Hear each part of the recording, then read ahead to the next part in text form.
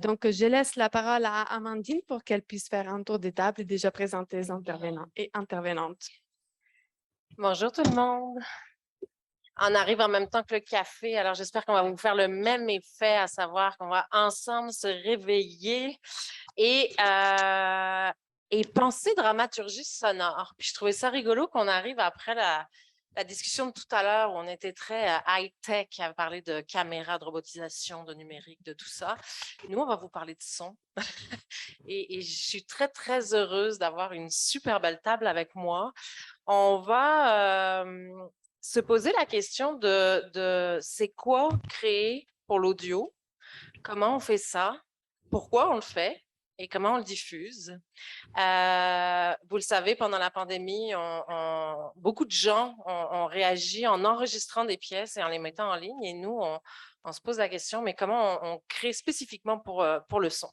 Alors, avec le CQT, on s'est dit qu'on allait fonctionner avec une série de 3 entrevues pour parler de 2 projets et d'une institution.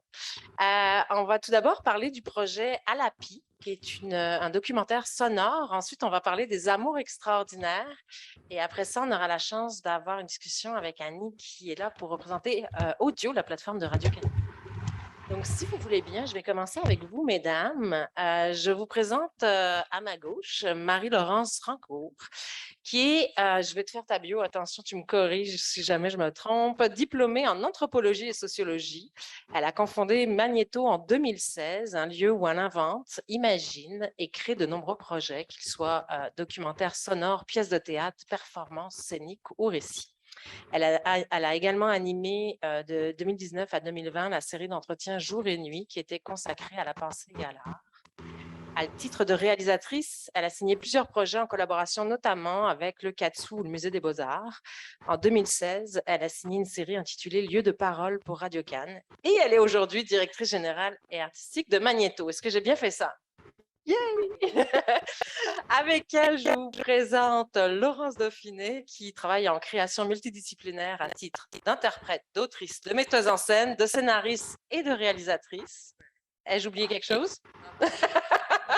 Elle a commis en scène le iShow, elle a également créé Siri. Elle nous a présenté une co-création dans le nuage au FTA.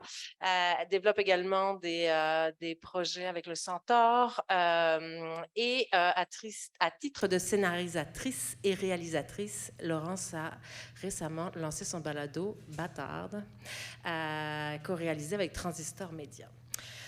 Aujourd'hui, on va parler de Alapi, qui est un projet avec un ADN très particulier, qui est à la fois un documentaire audio et théâtral, qui propose un voyage immersif auprès de 5 femmes originaires du Nunavik, qui nous expliquent leur rapport au Sud, tout en racontant leur Nord à elles. C'est un récit qui est proposé en Inuktitut, en français et en anglais. Ça s'appelle donc Alapi, faire silence pour entendre quelque chose de beau. Et je vais juste vous proposer d'écouter un petit extrait. Ou un casque d'écoute. Alapi. C'est plus une expression, hein? Fais le silence parce que ce qu'on entend est beau.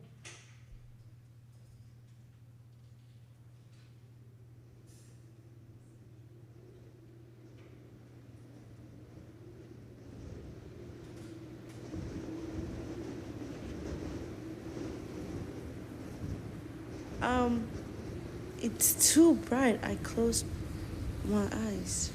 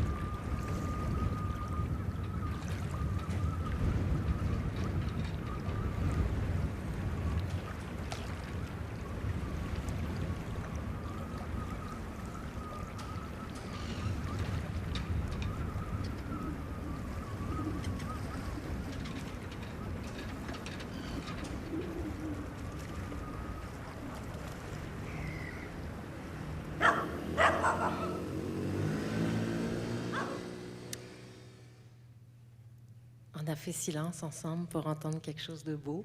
Je trouve ça chouette. Surtout que le balado est souvent créé pour qu'on l'écoute seul ou en tout cas en petit comité.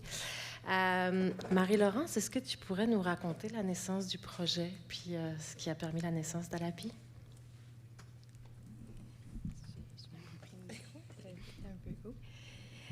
Bonjour, en tout cas, merci d'être ici cet après-midi pour vous intéresser avec nous au son, ce qui n'est pas banal.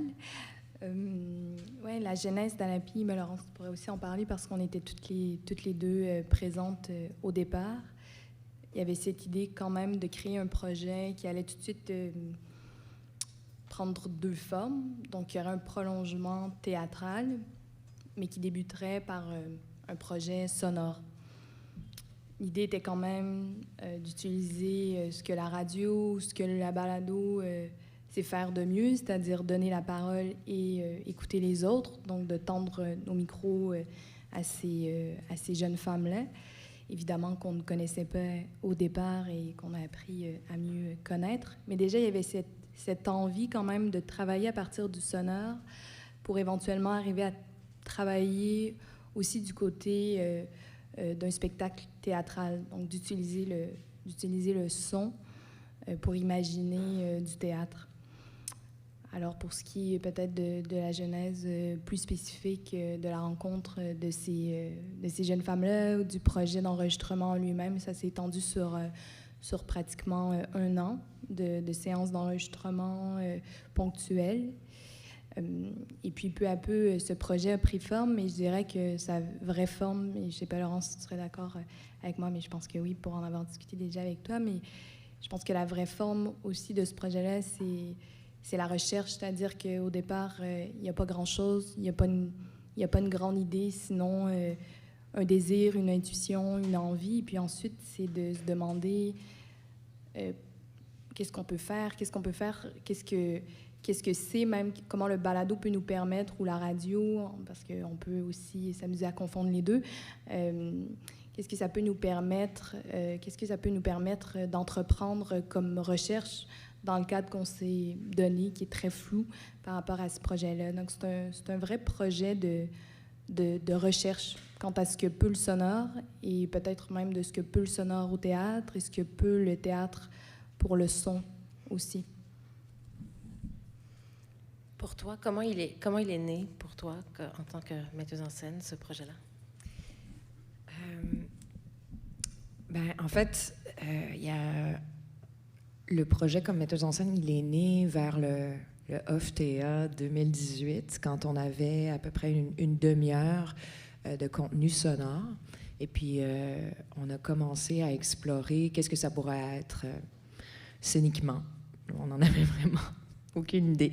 Donc, il y avait 2 artistes sur scène, une artiste d'animation en direct, Camille Monette-Dubois, et un artiste Inuk de vidéo, Geronimo Inutik. Et les deux s'amusaient avec un switcher vidéo très simple à créer donc un dispositif visuel au son du balado.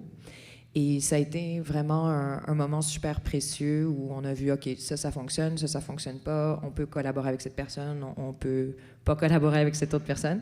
Et donc, on a continué la réflexion. Marie-Laurence et moi, on s'est consultés aussi, rendu là. Après ça, en novembre, il y a eu une semaine de résidence où là, on a travaillé avec 4 personnes, donc originaires du Nunavik, mais qui vivent à Montréal, et qui sont tous des non-professionnels. Il n'y avait pas, à l'époque, d'interprètes en théâtre professionnels du Nunavik. Là. Ça n'existait pas. Donc, il y avait deux de ces femmes-là qui m'avaient été référées parce qu'une d'entre elles avait participé, entre autres, à la tournée des Maisons de la Culture avec Juliana Léveillé-Trudel. Elle faisait du chant de gorge. Donc, ça, c'était Hannah Tuktuk qui m'avait référé Nancy Saunders. Les deux sont artistes visuels. Et ensuite, il y a eu tout un travail aussi dans la communauté où on a fait affaire avec un organisme qui travaille avec des gens en position vulnérable. Il y avait une personne qui était itinérante à l'époque, une autre personne qui était dans une situation très précaire. Et on s'est retrouvés donc avec ces 4 interprètes-là. Et on a travaillé ensemble pendant une semaine et ça a été hyper difficile pour plein de raisons là, que je ne détaillerai pas aujourd'hui. Mais à la fin de la semaine, il est juste resté Anna. Et là, ça a été vraiment un moment important où moi, j'ai demandé à Anna, est-ce qu'on devrait ne pas poursuivre le projet? Et elle m'a dit, moi, je pense que ce dont les communautés ont besoin actuellement, c'est vraiment de pouvoir se réapproprier leur forme d'expression dans les communautés elles-mêmes. Puis je dis, je suis tout à fait d'accord avec toi, mais je continue de croire que c'est quand même important que vous soyez représentés sur scène au Sud pour la création d'empathie, mais aussi parce que c'est là encore où les décisions se prennent, là. Le Nunavik n'étant pas du tout un territoire autonome, en fait, politiquement. Alors, elle était d'accord. Donc, on a eu cette espèce de poignée de main métaphorique qui nous a permis de poursuivre la recherche. Et Nancy est revenue dans le projet quelques semaines plus tard, et donc ça a été le duo qui a créé Alapi. Quand on parle d'écoute, j'imagine que ça en a demandé beaucoup pendant la création du projet. Marie-Laurence, quand on préparait l'entrevue ensemble, tu revenais souvent avec cette notion d'écriture sonore. Puis, est-ce que tu pourrais expliquer pour toi ce que ça représente, l'écriture sonore? Grande question et beaucoup de choses. Vaste question. Beaucoup de choses, mais j'insistais, je pense, sur cette dimension-là aussi dans le cadre de notre échange, effectivement, en préparation à cette table-là, parce que c'est vrai qu'on a vu au cours des dernières années une explosion de propositions sonores qui, évidemment, toutes se valent et qui, pour moi, signalent vraiment une démocratisation des prises de parole qui est essentielle, mais qui, parfois, je pense, nous conduit peut-être à oblitérer ou à pas réfléchir suffisamment les capacités créatrices vraiment d'un dispositif sonore, en tout cas d'un dispositif d'enregistrement et de création de balados, de documentaires ou de fiction radiophonique en podcast, bref. Et puis pour moi, justement, l'écriture sonore, c'est aussi une façon de revendiquer les capacités, les possibilités créatrices du son par-delà les spécificités ou les ressources techniques que ça peut offrir. Capter, c'est une chose, mais l'écriture sonore permet aussi d'interpeller la notion, je trouve, d'auteur, qui est peut-être plus répandue et plus fréquente du côté de la littérature, mais qui en même temps pourrait très bien se glisser du côté de l'art sonore, c'est-à-dire qu'il y a quand même, comme il y a en littérature, un travail de montage à travers les mots, pour le coup, lorsqu'on est du côté de la littérature, mais qui s'exerce aussi du côté de la parole lorsqu'on est dans une forme d'écriture sonore. Donc, j'insiste sur ce terme-là parce que ça veut aussi dire qu'il y a quelqu'un derrière qui pense à l'orchestration des sons, des paroles, des voix, qui vraiment fait travail à partir d'une pensée, construit un récit. Et pour moi, ça apparaît important quand même comme forme de revendication douce, au sens où c'est une façon de ne pas reléguer uniquement le sonore à quelque chose comme un médium de captation ou d'enregistrement, un dispositif qui soit uniquement technique, mais de revendiquer aussi le fait qu'il y a quelque chose pour moi qui relève de l'écriture et même de la pensée, comme c'est le cas par exemple de la littérature, que moi je compare souvent à un certain travail radiophonique. Évidemment, pas tout. Il y a aussi une radio de communication, tout ça, mais une radio un peu plus, ou un balado plus créatif permet aussi d'être je pense, nous donne l'occasion de le penser comme une forme de littérature. Merci. Laurence, comme metteur en scène qui travaille avec la forme théâtrale, comment on fait pour intégrer cette vision-là dans son travail scénique? Mon Dieu. Je ne sais pas trop comment répondre à cette question, mais ce que je peux dire, c'est que quand j'ai entendu Balado, j'ai trouvé qu'il était d'une complexité, d'une profondeur qui était excessivement inspirante. C'était vraiment un beau matériau avec lequel travailler. Marie-Laurence tenait à ce que le balado soit présent sur scène dans son intégralité. Et au début, j'étais surprise parce que je m'attendais à plus de déconstruction dans la forme, mais j'ai embrassé cette idée-là et au final, ça a donné, dans le fond, une contrainte importante, mais qui a été, je pense, très positive parce qu'elle nous a forcé à une grande ingéniosité. Et souvent, c'est ce que je ressens dans la création. Quand on a des grandes contraintes, ça fait ressortir le meilleur de nous. Et c'est un petit peu ça qu'on a vécu avec Alapi. Tu sais, ça a été pour moi la réflexion d'une comment créer une valse sur scène entre cet espace sonore qui est vraiment à 360, là, qui a été très, très bien traité par Joël Lavoie, notre concepteur sonore. Et puis, comment faire en sorte qu'il y ait ces corps sur scène-là qui puissent naviguer dans cet espace sonore sans jamais perdre leur importance. Comment est-ce qu'on traite, comment est-ce qu'on peut toujours garder l'attention du spectateur au bon endroit, au bon moment? C'était ça le grand défi. Comment est-ce qu'on ne perd absolument rien de ce qui se passe sonorement, mais comment est-ce qu'on peut aussi faire vivre un monde sur scène?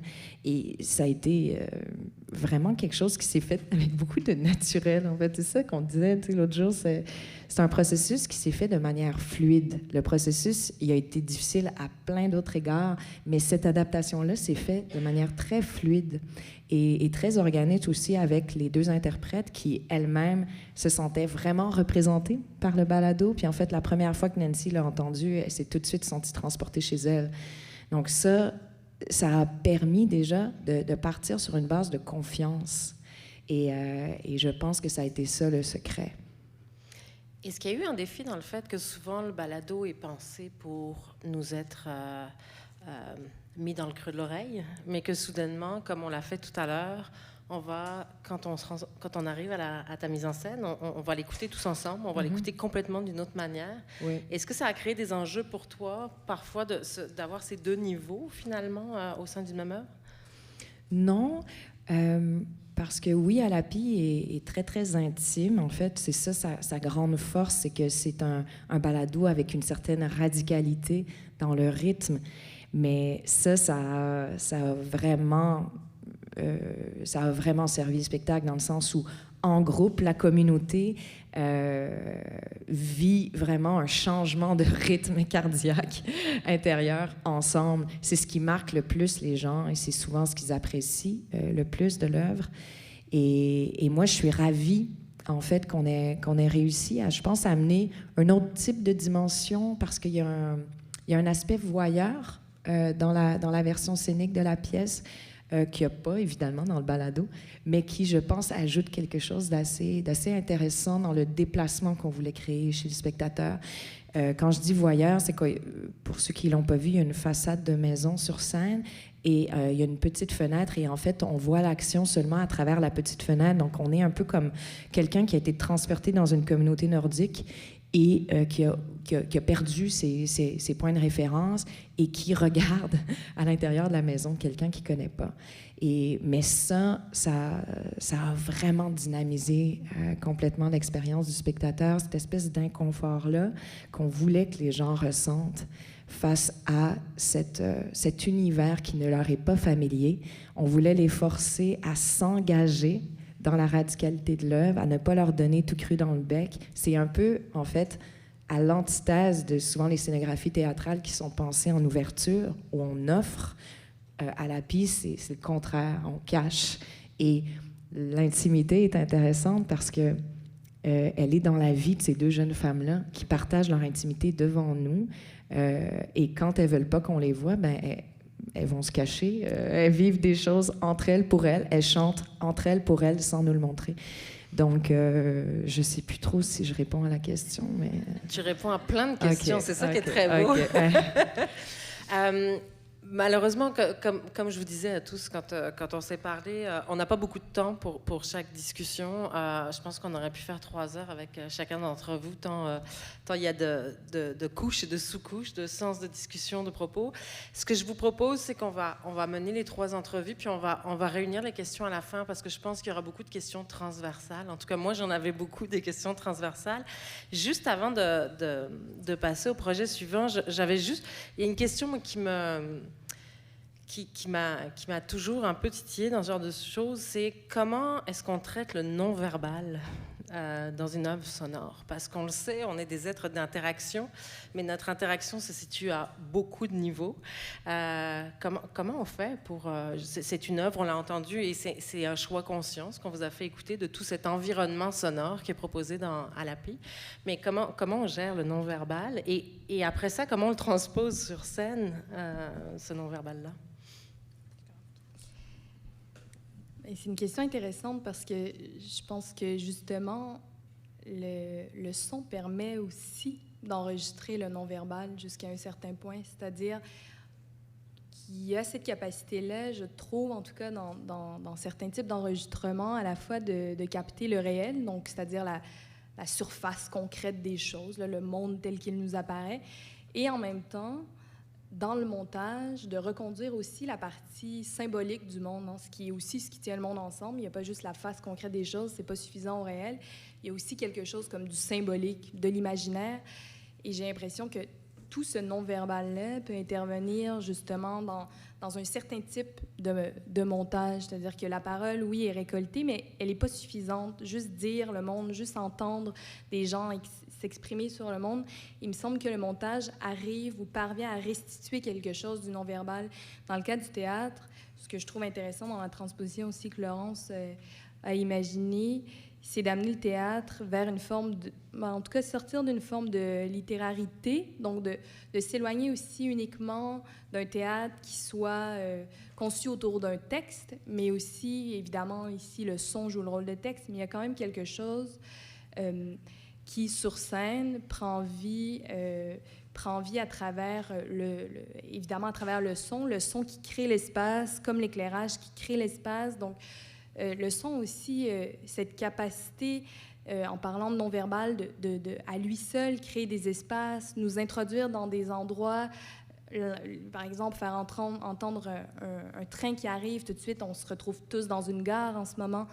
Il y a quelque chose qui est déjà, pour moi, en tout cas, dans plusieurs projets, il y a une forme de restitution pour moi du non-verbal. On imagine très bien une main qui se pose sur l'épaule, quelqu'un qui a un geste de timidité. Il me semble que ça, c'est chouette à introduire au théâtre, pas juste à travers le son, mais aussi toutes ces peut-être, lorsqu'on réfléchissait, je t'avais dit ça, Amandine, tu sais, c'est drôle comment à l'API, peut-être de manière inconsciente, justement, nous a un peu fait sortir de cette préoccupation constante du texte pour justement entrer dans l'univers du spectacle. Le théâtre, c'est aussi une écriture scénographique, c'est aussi une écriture d'éclairage, de conception d'éclairage, de costumes, de corps, de mise en mouvement. Puis le son est une des façons, je trouve, d'introduire autre chose que du texte. Tant tout à l'heure, on avait un extrait uniquement sonore. On s'est tous retrouvés, peut-être pas exactement au même endroit, mais quelque part. Et puis, donc c'est ça, j'ai l'impression qu'on le dit beaucoup, que la radio interpellait l'imaginaire. C'est presque devenu un lieu commun, mais ça reste vrai dans le fait qu'il y a une vraie possibilité pour moi d'enregistrer à la fois la face concrète des choses et les aspects imaginaires ou symboliques du monde qui, tous ensemble, forment notre expérience réelle du monde, l'un n'étant pas suffisant. Et ça, peut-être, peut être reconduit au théâtre. En tout cas, je trouve que tu as réussi à rendre ça aussi, ces deux dimensions-là, du réel. Merci, Marie-Laure. Mais je dirais que dans ce non-verbal-là, c'est ça qui est magnifique au théâtre. On a tellement d'outils de communication à travers la lumière, à travers le son, à travers la scéno, à travers les corps. Il y a tellement de choses à faire quand il n'y a pas la parole. Et par exemple, dans la pièce, au moment de cet extrait de paysage sonore que vous avez entendu, on va complètement dans le noir. Et en fait, avant d'aller dans le noir, il y a un moment d'éclairage très, très, très fort qui aveugle le spectateur, qui les invite à fermer les yeux, premièrement par mécanisme de défense, puis après ça, tout devient noir. Et donc, les gens sont vraiment invités à une qualité d'écoute différente. Et après ça, la lumière dans la maison s'allume tranquillement, puis on redécouvre la présence de l'interprète sur scène. Et c'est ça, c'est dans tous ces choix qui sont de l'ordre d'une radicalité, tu sais, qui viennent apporter énormément de richesse. Puis quand il n'y a pas de parole dans Alapi, c'est les moments où il n'y a pas de surtitre parce que c'est entièrement surtitré. Donc, c'est les moments où là, on peut mettre finalement son cerveau droit ou son cerveau gauche à off parce que là, on n'est plus dans la compréhension de ce qu'on me dit et les langues étrangères que je ne connais pas. Et on a juste accès à la poésie. Il y a tout un travail multimédia qui a été fait avec beaucoup d'archives, d'images qui ont été tournées dans le Nord dans les années 60-70 par des gens, des professeurs qui avaient passé des années. C'est des archives absolument magnifiques d'un temps ancien, d'un temps plus facile aussi pour ces communautés-là. Donc, il y a comme un rapport à cette nostalgie dans le spectacle qui nous parvient dans ces moments de non-verbal. Il y a aussi le travail d'animation en direct qui nous parvient à ces moments-là. Donc, c'est ça, c'est des touches de poésie, des touches d'humour, des invitations d'introspection pour le spectateur. Des fois, c'est presque plus riche que quand on nous raconte des choses. Souvent, le non-verbal nous permet des espaces de respiration aussi, qu'on ne prend pas assez le temps de prendre dans la vie. Je ne vous imposerai pas une minute de silence maintenant, mais je vous encourage quand même à prendre ces temps-là. Et c'est aussi quelque chose, donc je me permets d'enchaîner avec nos invités suivants, quelque chose dont on a parlé avec nos amis ici, de comment on fait de la place finalement au silence, comment on traite le texte autrement quand on se glisse dans l'oreille des auditeurs. Alors, je vous présente Karina Paulilo. Ah, ça y est, j'étais sûre que j'allais pas réussir à le prononcer. Je me suis entraînée un matin. Karina, je réessaye. T'es prête? Palikovski. C'est bien? Oui. Qui est donc artiste, autrice, issue du milieu des arts visuels. Et ça va être très intéressant dans notre conversation. Depuis 2015, sa pratique prend forme à travers les matériaux de l'écriture et de la voix. Son travail est appuyé, exposé, diffusé par diverses institutions québécoises et canadiennes, parfois même à l'international. La recherche de Karina questionne les normes qui encadrent la vie affective et relationnelle, ce qui est le corps même du sujet des Amours extraordinaires. Et ses œuvres sont empreintes de références à l'intime, à l'espace domestique, à la parentalité. Et pour ceux qui ont eu l'occasion d'écouter cette œuvre-là, c'est vrai qu'on est dans le très intime, au propre comme au figuré. Et puis, elle est accompagnée de Danny Boudreau, qui est comédien et auteur, mais qui a pris la place de comédien dans cette œuvre-là. C'est un artiste principalement dédié à la création, qui a foulé les planches avec de nombreux projets, mais qui a aussi écrit, notamment dans Je suis Cobain, peu importe, à la petite licorne, et puis dans la pièce E qui a été présentée au théâtre d'aujourd'hui. Il joue aussi au cinéma, dans lequel il s'associe à de nombreuses distributions comme Confession, Boris sans Béatrice et Vic et Flo. Et puis, il enseigne aussi à l'École nationale de théâtre. Et je pense que je vais avoir des questions tout à l'heure sur comment on enseigne. Comment on enseigne quoi, mais comment on enseigne quand il s'agit de jouer autrement qu'en projetant dans une salle. Juste le podcast, rapidement vous dire que donc c'est l'histoire de Florence, qui est comédienne originaire de l'Outaouais, qui retourne dans sa vie natale, qui retrouve ses amis d'enfance et qui aborde avec eux de nombreux sujets liés à la vie amoureuse, mais aussi à tous les liens amicaux, sociaux qu'on peut avoir. C'est une réalisation de Julien Morissette. Et ça a été produit par Transistor Média. Est-ce qu'on peut écouter un petit extrait? Donc c'est un extrait. Pour l'important en efficacité énergétique. Vas-y. Je préciserai plus tard. Pour mon entreprise. Ah? Oui, en optant pour le programme Solutions efficaces d'Hydro-Québec, on a reçu des conseils. Je me permets de faire une petite pause. C'est pas le bon extrait. Est-ce que c'est moi qui vous avez mal envoyé l'information? Ouais. Mon Dieu, qu'est-ce qui se passe? C'était l'extrait dans l'épisode numéro 4. Est-ce que vous l'avez? Ouais.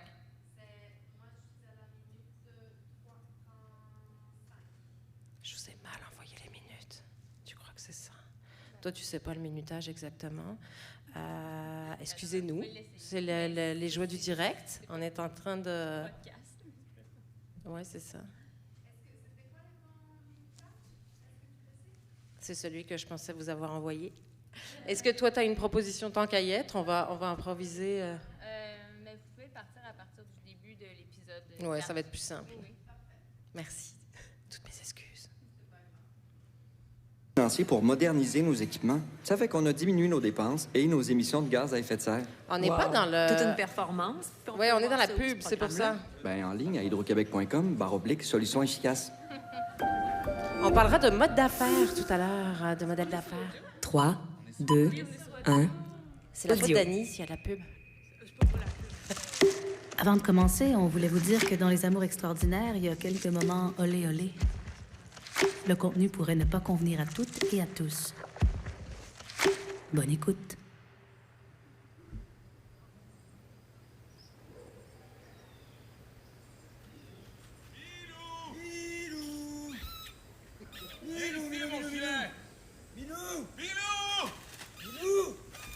C'est bien con, le chien. Pourquoi il revient pas, là?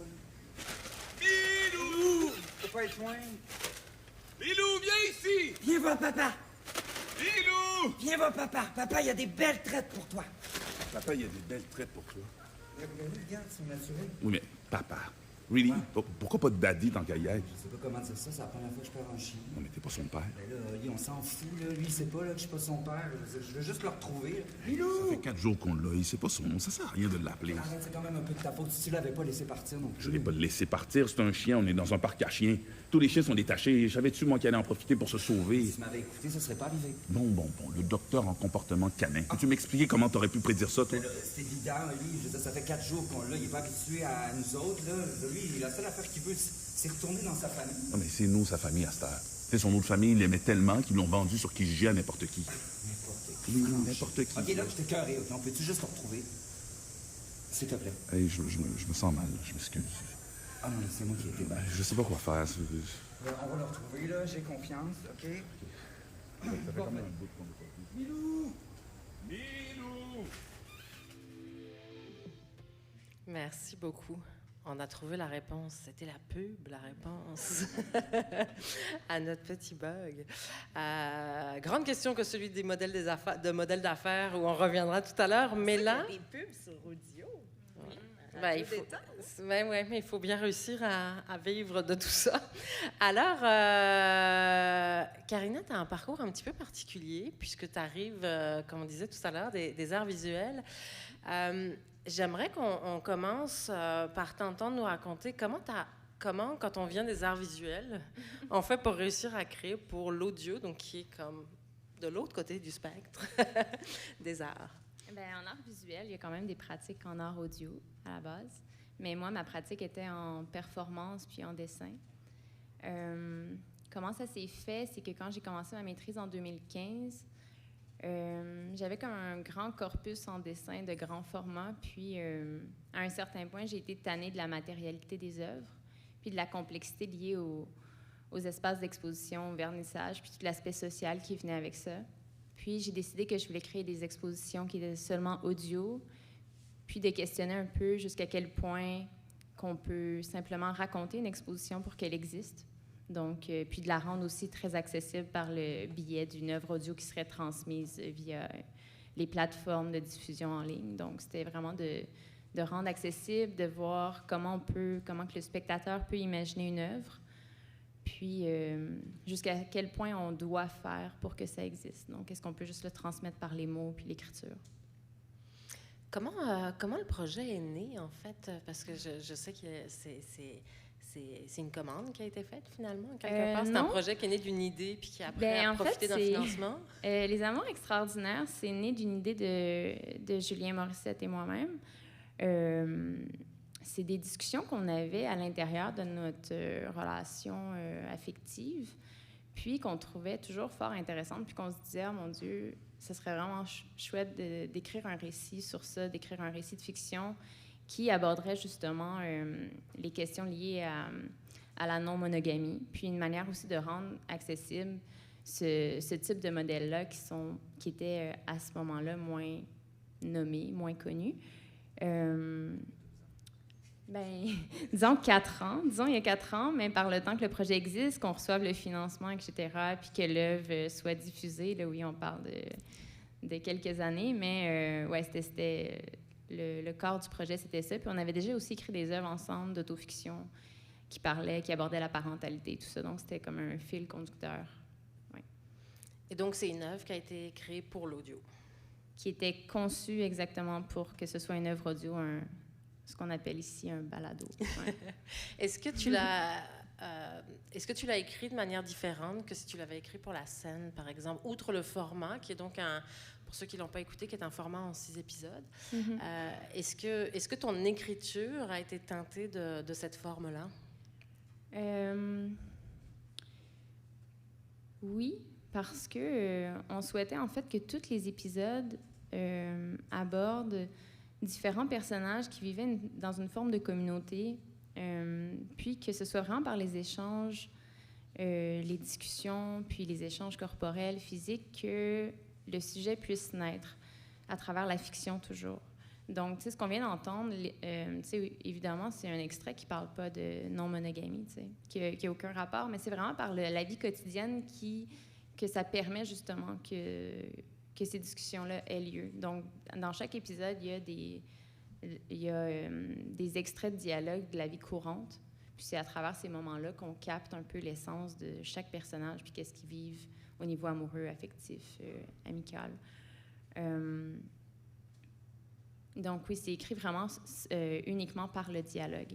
Donc, ben pas uniquement parce qu'évidemment, il y a comme des habillages sonores puis de l'ambiance qui fait qu'on comprend ce qui se passe, mais il y a pas de monologue, il n'y a pas de narrateur. Donc à ce niveau-là, c'est vraiment différent comme type d'écriture, disons, que quand on écrivait, par exemple, pour le théâtre, on était beaucoup dans des monologues puis des textes qui parlaient au jeu. Là, il y a vraiment plus un échange dans le dialogue.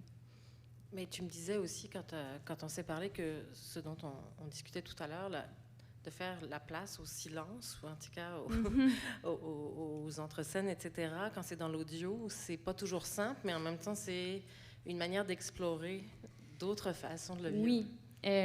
À ce niveau-là, il y avait beaucoup de mouvements aussi. Dans les enregistrements des Amours extraordinaires, il y avait beaucoup d'enregistrements qui se faisaient dans les lieux physiques.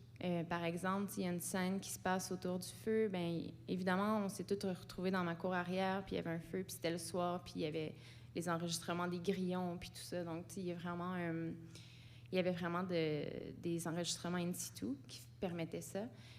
Sinon, les scènes qui sont plus intimes, on permettait aussi aux comédiens de pouvoir créer cette forme d'intimité-là juste dans la manière dont c'était enregistré. Puis il y avait aussi, tu sais, l'accès, tu sais, dans le fond, au drap, tu sais, il y avait vraiment la texture qui était ressentie, tu sais, ces choses-là. Puis les silences s'exprimaient souvent par une forme d'habillage sonore qui peut-être est plus imaginaire, comme parlait tantôt Marie-Laurence. Je sais pas, Oui, mais justement, Dani, comment on joue quelque chose qui va être sans être vu? Comment on joue pour l'audio? Est-ce que tu t'es préparé différemment de d'habitude? Ben, je peux parler à titre de comédien parce que moi, je fais beaucoup de travail au micro quand même, que ce soit en surimpression vocale, en doublage, balado, livre audio, etc. Mais j'ai l'impression qu'il faut faire des actions, le plus d'actions possible qui vont altérer notre corps et notre façon qui vont altérer même la voix. Donc, tout ce qui amène même des hésitations, créer la perspective, qui va altérer le souffle aussi. Je pense, c'est comme ça un peu que je me prépare, parce que Karina parle de silence, mais en même temps, moi, je trouve qu'il n'y en a pas de silence. T'sais. Mais quand il y en a un, en tout cas, il faudrait le traiter comme un noir au théâtre. T'sais. Mais un vrai silence, parce que sinon, pour moi, quand même, un son est une parole aussi. Puis ça, c'est un projet quand même qui réside surtout, il faut le dire, sur une forme dialogique et de conversation. T'sais. C'est vraiment plus texto-centré, mais parce qu'il y a une fiction, il y a une quête de personnages, tu sais. Mais comme comédien, sinon, il y a un rapport au temps, je dirais. Il y a un biorhythme absolument différent. L'installation d'une atmosphère est différente. Ouais, le temps, le corps, tu sais, on fait il y a toutes sortes de stratégies pour faire croire qu'on est dans un bar alors qu'on n'y est pas, et on emprunte certains trucs, même du médium du cinéma, évidemment. C'est ça que je dirais. Dans le bruitage, puis dans le... Dans le Est-ce montage, que... parce que, tu sais, mettons ce texte-là qui aurait été joué autrement, c'est-à-dire en projetant vers une caméra ou vers une salle, là, on doit ajuster, j'imagine, son ton, son jeu pour s'assurer d'avoir une forme de justesse, parce que tu peux pas projeter de la même manière derrière un micro, sinon ça serait douloureux pour les gens qui écoutent. Oui, c'est ce que je dirais qui est vraiment cinéma, en fait. Mais en même temps, il faut même accentuer... parce que le seul autoroute des sens qu'on a, ben, c'est celui du son. Donc, bon, j'utilise la métaphore de l'autoroute, là, excusez-moi. Mais je prends, par exemple, comme exemple, on avait une scène de réveil avec mon personnage Jules et mon chum Oli dans l'histoire. Puis, il y a plus de froissement de draps, plus de murmures. Et tout à fait... Là, on faisait vivre l'intimité de la chambre, du réveil. Et là, c'était plus intéressant. Quand même. C'est drôle parce que je fais un lien encore à titre de comédie, mais j'avais travaillé avec Magnéto, Marie-Laurence, avec un poème où je devais, à Poésie-Go, je devais frapper une porte dans Parkex, dans un hall de... Je devais faire un poème de René Lapierre où, en fait, il nous mettait aussi dans des circonstances données, dans un environnement contraint où le corps du comédien est mobilisé et appelé autrement, où la voix change, notre souffle change, notre corps, on sent notre respiration. Chose qu'on n'a pas du tout à faire vivre en surimpression vocale. Toutes les choses qu'on enlève là, dans un studio normal, là, il faut les mettre. T'sais. Et Laurence, tu es aussi dans tu es entre les deux projets, puisque tu es aussi comédienne dans Les Amours extraordinaires. J'en profite.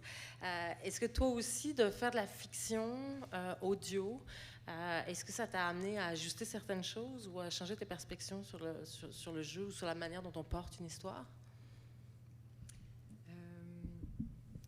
Mais je trouve que pour moi, le travail qui a été le plus intéressant, c'est le travail de rythme, je dirais. Ça demande, on dirait, une rigueur, une véracité aussi. Quand on fait du son, il y a vraiment, ça ment pas, là. il faut que tu sois hyper connecté à ta vérité, sinon ça s'entend tout de suite. Mais moi aussi, je travaille beaucoup au micro, comme Dani, donc c'est un médium qui me rend très confortable. Puis justement, de ne pas être dans la projection scénique, j'adore ça. Moi, j'ai presque juste fait du théâtre où on était microphoné. Je suis très heureuse de ça. Donc, ouais, c'était comme...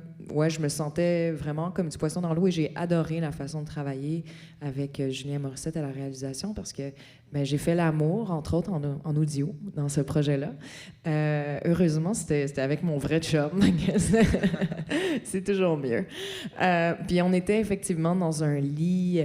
Les microphones étaient disposés de manière très intéressante pour venir saisir les moindres détails, mais aussi nous laisser quand même de l'espace. Et puis, c'est assez troublant, là, ce que ça donne comme résultat. On est allé dans vraiment une intimité qui serait impossible d'avoir dans un autre contexte. Mais par contre, je me suis dit, en écoutant, j'ai dit, là, je suis vraiment allée dans une grande détente, un grand naturalisme. Mais je trouvais que je manquais d'articulation. Et j'étais là, ça c'est intéressant, dans le sens où le médium demande quand même une rigueur et demande quand même une clarté au niveau sonore, au niveau de l'articulation. Puis des fois, ben, c'est ça, la mollesse, ça marche pas, quoi. Alors, si c'est à refaire, Karina, je serai un petit peu moins molle de la bouche. Et c'est sûr qu'il y a un travail sur la justesse qui est quasi chirurgical à certains moments. On le sent là, dans le travail que vous faites. Mais tu allais rajouter quelque chose, Dani? Non, mais j'allais dire que c'est très juste ce rapport-là musical à la parole, parce que surtout quand la parole est le vecteur principal, il faut vraiment la traiter comme de la musique, parce que, je sais pas, staccato, syncope, pianissimo forte, des ruptures de rythme. On l'a vraiment travaillé comme ça avec Julien, là. Voilà. Merci. J'abonde dans le sens. Mais c'est vrai que c'est quelque chose qui est important quand on parle pour des gens de théâtre, comme nous sommes pour la plupart, c'est que si jamais on souhaite porter une œuvre théâtrale au format balado, il y a tout un travail de dramaturgie sonore à faire pour ajuster le ton, ajuster le rythme, ajuster beaucoup de choses. Le texte peut rester le même, mais il va y avoir les espaces, les temporalités vont être conçus complètement différemment. Et c'est là que je trouve ça très intéressant d'entendre pour chacun d'entre vous quels sont les ajustements nécessaires au médium. J'imagine que vous commencez à avoir plein de questions, notez-les, surtout ceux qui sont, on va faire ceux qui sont à la maison là-bas. J'ai oublié de vous le préciser qu'il y a des gens qui sont en ligne. Et puis, ben, donc, pour notre dernière rencontre, bonjour Annie. Annie Rive, c'est en poste à Radio-Canada depuis 2019. Elle a participé au lancement de l'application audio et à la production de beaucoup de ses contenus originaux. Au quotidien, elle s'attaque aux défis qui sont liés à la croissance de ce secteur en grande effervescence. Et elle est le contact de plusieurs d'entre nous quand on a l'occasion de faire des projets avec Audio et avec Radio-Canada. Merci beaucoup d'être là, Annie. Est-ce que plus précisément, tu peux nous expliquer en quoi consiste ton métier? Je pense que pour certains d'entre nous, c'est un peu plus obscur quand on est à gérer ce genre de programme pour Radio-Canada. Absolument. C'est pas d'être au micro. En fait, au quotidien, ce qu'on fait à Radio-Canada, c'est vraiment tout ce qui est lié à la programmation des contenus originaux qu'on va offrir sur la plateforme. Donc, ils sont faits soit chez nous ou par des tiers. On a la chance d'offrir à la API et les Amours extraordinaires sur Radio-Canada Audio. Donc, au quotidien, moi, je m'occupe des productions qui sont faites à l'interne, principalement maintenant, avec la croissance du milieu. Puis, j'ai des équipes de réalisateurs, j'ai des animateurs, des chefs de projet, etc., qui vont créer des projets de A à Z qui sont pensés pour l'audio, principalement. Donc, c'est vraiment pour offrir des contenus originaux en balado, mais on a aussi des contenus qui sont faits par des producteurs tiers avec qui on collabore, puis on a différents modèles d'affaires, on va y revenir. Bien, on peut y aller directement, en fait. Quels sont les différents modèles que vous avez dans le balado? Absolument. Donc, on a des productions qu'on va faire nous-mêmes, qui vont être initiées soit par nous ou qui vont nous être soumis par des gens qu'on va embaucher pour mener à bien la production. Donc, c'est ce qu'on appelle le volet des productions qui sont faites à l'interne. Ensuite, il y a des productions qui sont faites de manière indépendante, donc avec des producteurs, en l'occurrence les gens qui sont ici. Donc, on leur donne une licence, un montant, on les accompagne au fur et à mesure que la production avance. Par la suite, on reçoit la production et on la diffuse selon des paramètres selon lesquels on sera entendu dans le cadre d'un contrat. Et le troisième modèle, c'est un modèle d'acquisition. À l'API, c'était une acquisition notamment versus une production indépendante. Donc, une production qui a été entièrement complétée, qu'on acquiert pour l'offrir au public canadien francophone, mais aussi un petit peu partout dans le monde via la plateforme Radio-Canada Audio.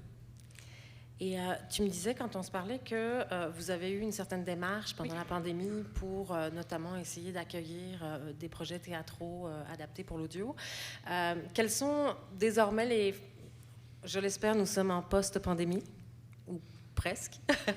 Quelles sont les orientations de Radio-Can, justement, maintenant qu'on a passé le plus dur pour le milieu théâtral par rapport à tous ces projets de balado? Absolument. C'est vaste, les projets de balado. Si je fais juste un aparté, c'est que pendant la pandémie, il y avait beaucoup de gens qui ont perdu leur travail, on le sait notamment. Puis on a des réalisateurs avec qui on travaillait, notamment Laurier Rajotte, qu'on aime beaucoup, qui nous a proposé de faire des captations de pièces qui n'auraient pas lieu ou qui étaient en attente d'être produites. Oui, c'est ça. On a pu offrir plusieurs pièces, puis on a aussi l'antenne, donc ici Première, qui ont offert des pièces de théâtre qui ont été vraiment refaites complètement et repensées pour être diffusées à la radio. Donc, c'était une manière pour nous de soutenir l'industrie. Maintenant que la pandémie est derrière nous, on va s'essayer là-dessus. On travaille vraiment avec des productions. On est revenu dans un modèle plus traditionnel. Donc, des pièces de théâtre, on en fait peu. Par contre, on fait beaucoup d'adaptations. Donc, on travaille avec différents auteurs pour des projets de fiction. On adapte à partir de livres, mais à partir de différentes sources pour que ça soit vraiment repensé pour l'audio. Parce que ce que messieurs, dames évoquaient est très juste. On ne peut pas, de façon littérale, passer d'une œuvre puis la diffuser par la suite. Donc, quand on prend, je vais prendre pour un exemple, en ce moment, on travaille sur le livre de Caroline Dawson, Là où je me terre, qui était très prisé. Donc, on a travaillé avec Caroline elle-même pour faire l'adaptation pour l'audio par la suite. On travaille avec un réalisateur qui est très féru en balado également. Donc, l'idée, c'est vraiment de tous mettre l'épaule à la roue pour rendre la chose la plus audible possible par la suite. Et comment vous choisissez les œuvres? Parce que je sais qu'il y a beaucoup d'entre nous qui ont eu l'occasion, qui souhaitent proposer des projets. Comment vous les choisissez? Absolument. On est chanceux. On est victime de notre succès. On reçoit plus de 350 propositions par année maintenant. On s'est doté d'un portail unique pour recevoir les propositions parce que honnêtement, c'était pas gérable. Puis c'est important pour nous aussi de traiter les choses en équité, en fait, là aussi. Donc, il y a 2 volets. On reçoit donc n'importe quand quelqu'un peut soumettre via ce portail-là une proposition de projet. On les analyse avec un comité mensuellement. Mais en marge de ça, on fait aussi des appels à projets qu'on appelle spécifiques. Donc, on va regarder dans notre catalogue puis se dire il nous manque tel type de contenu, etc. pour compléter la programmation. Puis on va faire des appels à projets dédiés. Donc, souvent, ça s'adresse à des communautés spécifiques qui sont parfois sous-représentées. On a fait des appels à projets jeunesse, fiction, ça s'est déjà vu dans le passé, mais aussi pour des communautés asiatiques qu'on vient de faire récemment parce qu'on a très peu de projets qui s'adressaient à ces communautés-là. Donc, on forme des comités avec des gens de l'interne, de l'externe pour analyser les projets parce qu'on ne veut pas être les seuls non plus à choisir ce qu'on fait. Puis, en termes de production, une fois qu'un projet est retenu, il y a différentes phases. On développe beaucoup plus que ce qu'on produit dans une année. Donc, on va faire des phases de développement desquelles vont émaner d'ordre général un épisode pilote.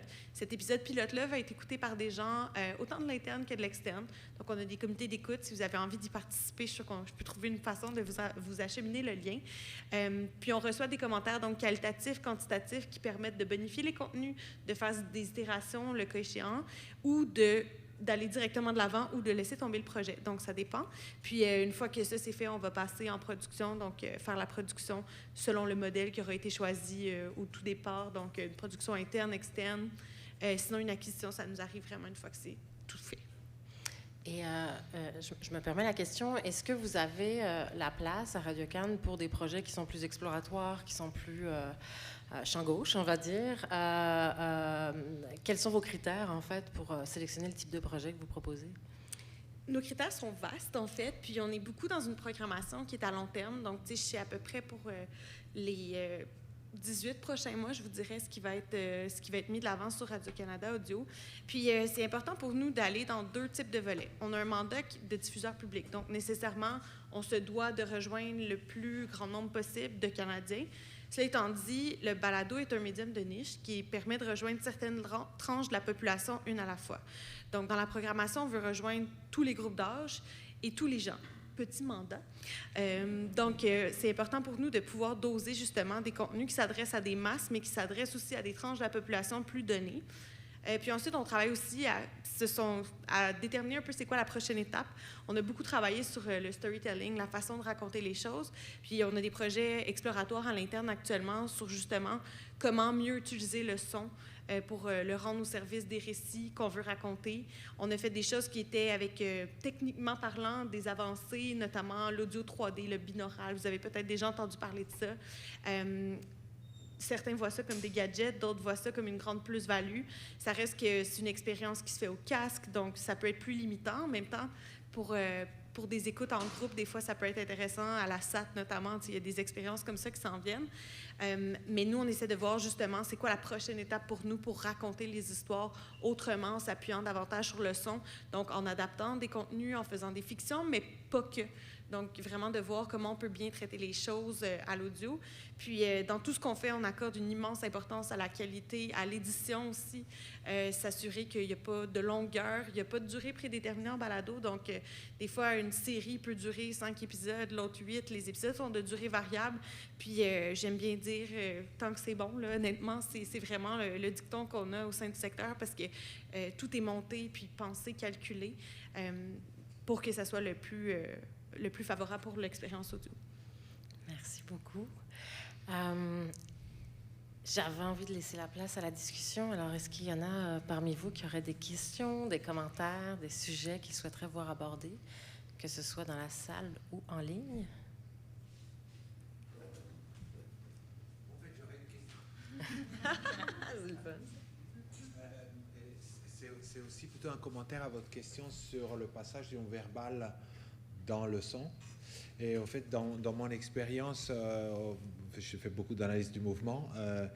Et par exemple, si vous avez un chalet avec un escalier en bois et vous connaissez les sons de la maison, si vous entendez quelqu'un qui monte, vous savez qui c'est et dans quelle humeur il est. C'est-à-dire que le son, il peut véhiculer aussi des tensions musculaires. Puis il y a aussi la question des pauses, évidemment, toute la question de l'agogique, qu'on appelle en tout cas en musicologie le traitement des accents, la distribution des pauses, les silences, la durée des silences. Il y a une qualité du silence. On peut travailler sur la qualité des silences. Donc ça, c'est... Et voilà, c'était juste une pensée comme ça. Et puis peut-être pour tout le monde, quel est pour vous, au niveau de l'écriture, l'apport dramaturgique de l'élimination de l'image? C'est-à-dire ce vide, quelle est la spécificité du potentiel ouvert par l'élimination d'un sens? Moi, j'ai envie de répondre par rapport à Alapi. Je pense que ça a beaucoup, beaucoup servi d'éliminer l'image. Parce que je pense qu'avec l'image vient beaucoup de biais cognitifs. Et de ne pas pouvoir voir ces jeunes femmes-là, de ne pas pouvoir voir leur environnement, de seulement les entendre, je pense que ça nous rend beaucoup plus disponibles, en fait, à elles, plutôt que nous-mêmes, dans nos a priori, dans nos jugements, même inconscients, dans tout ce qu'on veut projeter sur ces gens-là, sur ces communautés-là, parce qu'on est excessivement pollué, et parce qu'aussi le non familier nous effraie. Donc, je trouvais que c'était vraiment une belle manière de pouvoir se connecter à elle de manière complètement différente, plus pure, peut-être. Et ouais.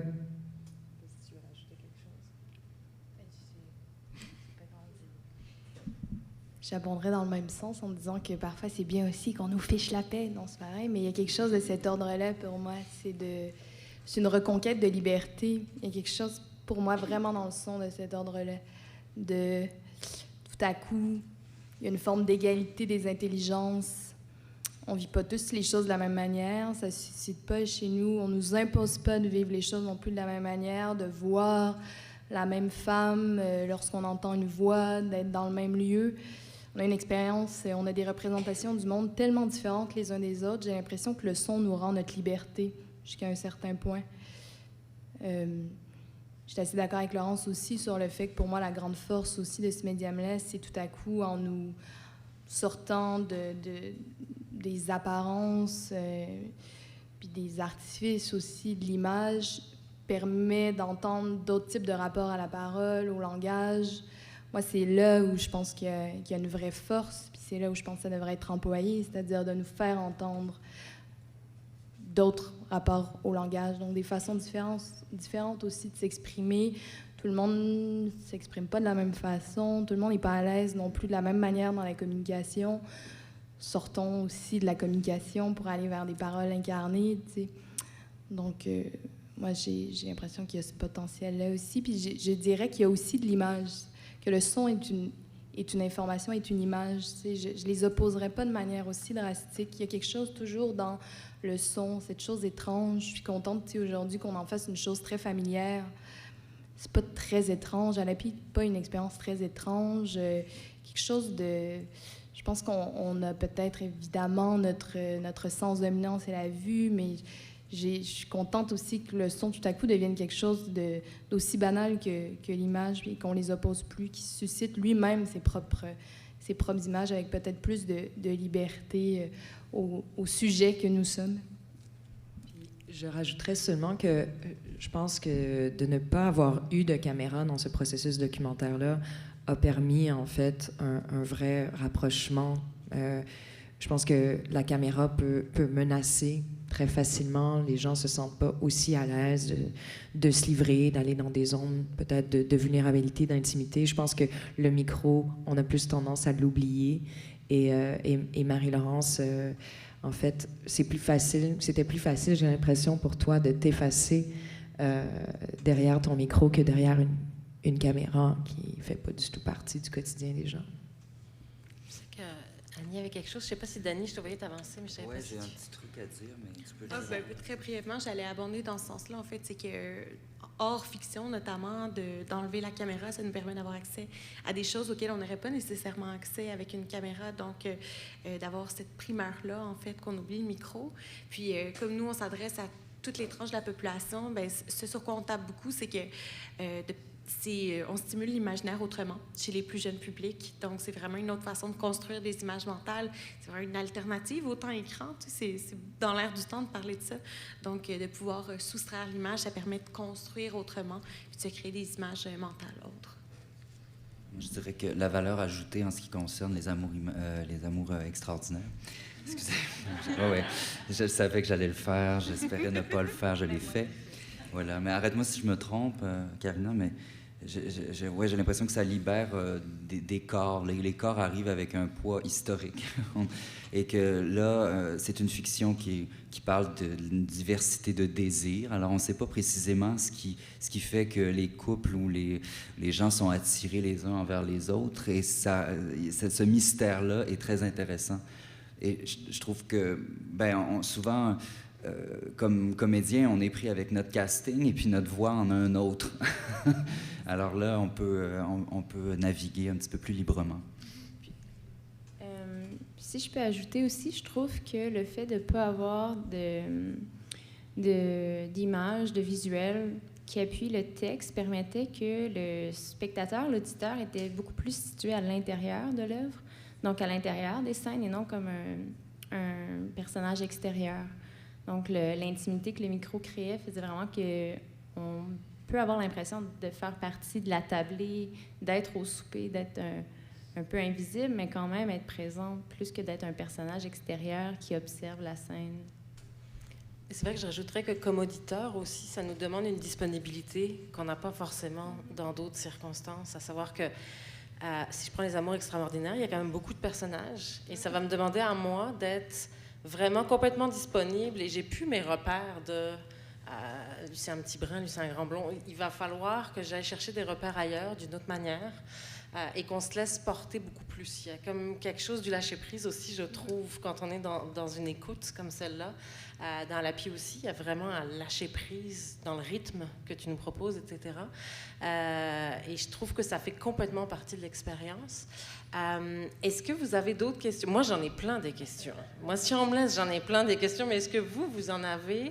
Est-ce que je ne sais pas si en ligne, il y en a... Pas de questions en ligne non plus. Ah, on a une question ici. Allô? En fait, tout à l'heure, Annie, tu disais qu'on était revenu en mode traditionnel, maintenant, peut-être, je touche du bois, peut-être post-pandémie. Puis je me demandais, en fait, puis tu disais dans le fond que les œuvres théâtrales, tu sais, que Laurier Rajotte a fait, entre autres, qui en a fait quand même plusieurs avec vous, dans un post-pandémie, en fait, ce serait pas nécessairement un type d'œuvre qui serait... en fait, c'était comme plus pour pallier à la pandémie ou tu penses qu'il y a un avenir à l'idée de travailler... moi, j'ai été fan pendant la pandémie, mais effectivement, est-ce que je serais fan après la pandémie? Je ne sais pas non plus, donc c'était une réflexion là-dessus. En fait, c'est qu'il y a deux entités donc, chez Radio-Canada qui ont fait du théâtre pendant la pandémie. Il y a mes collègues à Ici Première qui ont fait, eux, vraiment des captations pures et simples en studio avec 2 réalisateurs émérites. Puis il y a nous qui avons fait ça, mais vraiment avec... Laurier chez eux en mode italienne ou dans certains studios. Donc, on a fait ça de façon distincte. L'idée, c'est justement d'avoir une pluralité de contenu. Donc, on laisse vraiment Ici Première le loisir de faire des adaptations et des captations vraiment de leur côté au niveau de théâtre. Puis nous, ce qu'on fait, c'est davantage de l'ordre de la fiction. Donc, si on avait à prendre une pièce, ce serait davantage pour l'adapter en balado versus des captations. J'ai quand même 3 captations de théâtre jeunesse là, qui vont être un jour en ligne, qui sont dans ma petite besace en ce moment. Mais en ce moment, on laisse vraiment à Ici Première le créneau parce qu'on ne veut pas non plus démultiplier les endroits où on va. Là. Puis est-ce qu'il y a eu un public pour ça pendant la pandémie d'écoute d'œuvres théâtrales? Oui, on a eu des super belles données d'écoute. Chez Première, c'était fou, là, honnêtement, là, les données qu'ils ont eues. Puis pour des acquisitions aussi, c'était vraiment bon, les données. On a eu des très belles pièces d'un peu partout.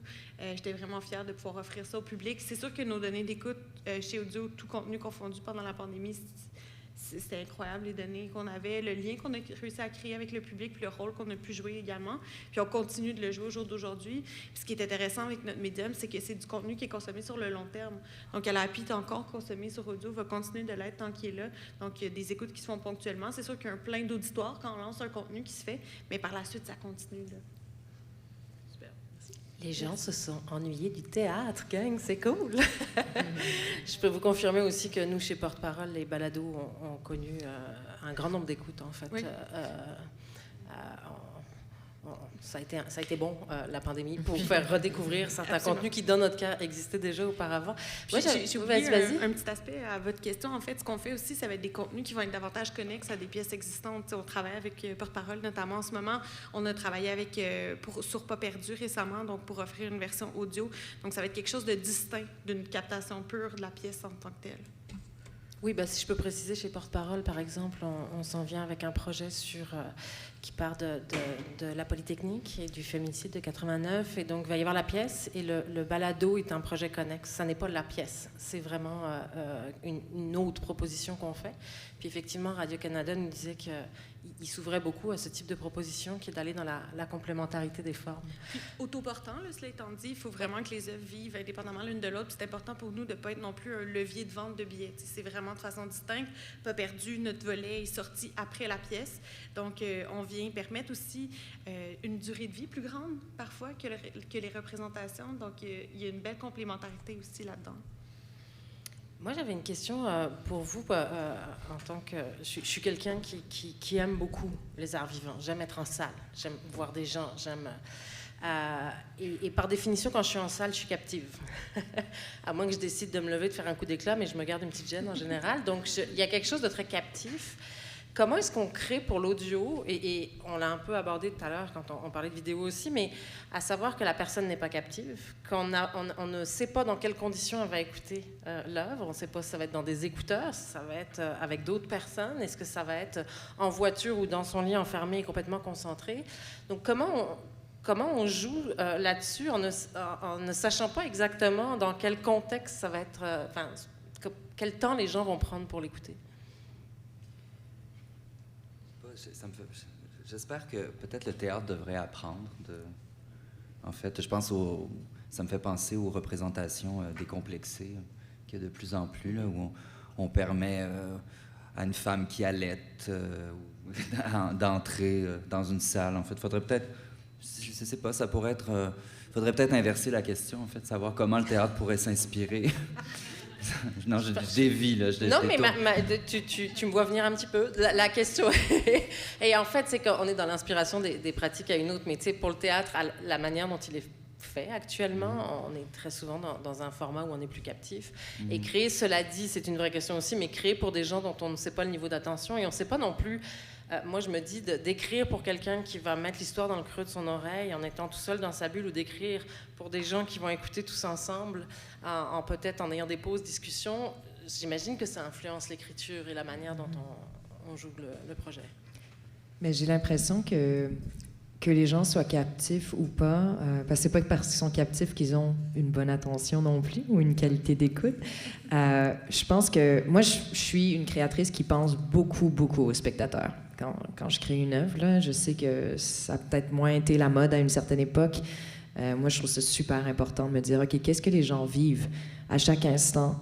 Est-ce que leur attention est renouvelée? Tu sais, je suis quelqu'un qui s'ennuie excessivement facilement. J'ai pas nécessairement moi-même une attention très bonne. Je suis un produit de ma génération aussi, donc je pense beaucoup, beaucoup, beaucoup à ça. Et puis, même si on choisit quand même d'aller dans une lenteur, c'était pas une lenteur dans la provocation. Regardez à quel point on peut être lent, puis regardez à quel point on va vous ennuyer. C'était tout sauf ça. Mais je pense que c'est un beau défi, que les gens soient captifs ou non, de se dire, il faut que je réussisse à garder leur attention pendant un temps donné. Comment faire? Puis on en a là, des outils, tu sais. Je veux dire, on en a des outils scénaristiques, là. Tout ce rapport-là à l'attention, à la tension, à ces enjeux est expliqué. Des fois, j'ai juste l'impression qu'on ne prend pas le temps d'y penser tant que ça ou qu'on y donne pas tant d'importance. Mais pour moi, ça l'est beaucoup. Karina, tu allais rajouter quelque chose? Ben moi, je viens du milieu des arts visuels. Cette question-là de l'attention qu'on peut porter à une œuvre, tu sais, en art visuel, un tableau, c'est à peu près 0,5 secondes qu'on accorde à un tableau. Donc, puis quand tu parlais étant captif au théâtre, pour moi, tu sais, je tombe continuellement dans la lune au théâtre. C'est un médium que j'ai vraiment de la difficulté à consommer parce que je je suis pas bonne, je suis pas une bonne spectatrice, j'imagine, même si j'en consomme, évidemment. Donc, je pense que, de mon point de vue d'auteur, quand j'écris, j'accepte quand même que l'œuvre soit consommée dans n'importe quelle condition. C'est comme une forme de liberté que tu donnes à cette œuvre-là, tu la laisses aller, puis elle va aller toucher les gens qu'elle a besoin d'aller toucher, puis ensuite, le reste, c'est la job du réalisateur. Libérons les captifs et décloisonnons. Je travaille au quotidien avec une directrice artistique qui rêve de popcorn au théâtre. Alors, je crois qu'il y a effectivement peut-être des choses dont on peut s'inspirer. Et comme vous dites, en fait, tout est dans la présence de l'auditeur ou du spectateur. Et ça, qu'on soit captif ou pas, ça ne se commande pas de toute manière. Ça va être l'œuvre. Ça, par contre, le popcorn au théâtre, là, il y a ça à Toronto. Je l'ai vécu comme actrice, je le recommande pas. Ça change des petits papiers de bonbons, mais effectivement, ça reste assez tannant pour les voisins. Écoutez, avez-vous, on arrive à la fin de cette rencontre. Avez-vous d'autres questions avant qu'on passe à la dernière activité de l'après-midi? Non? OK. Merci beaucoup. Merci à vous. Et je vous recommande chaudement l'écoute de ces deux expériences, de ces deux œuvres qui vous emmènent dans des univers complètement différents. Mais j'ai eu le privilège de les réécouter pour préparer ces entrevues et je vous encourage fortement à aller les écouter. Merci beaucoup.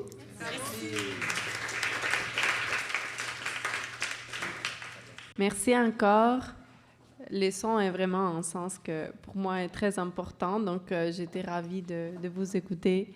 Et merci pour le partage. Merci beaucoup d'être venu. Merci Amandine, c'était vraiment nickel.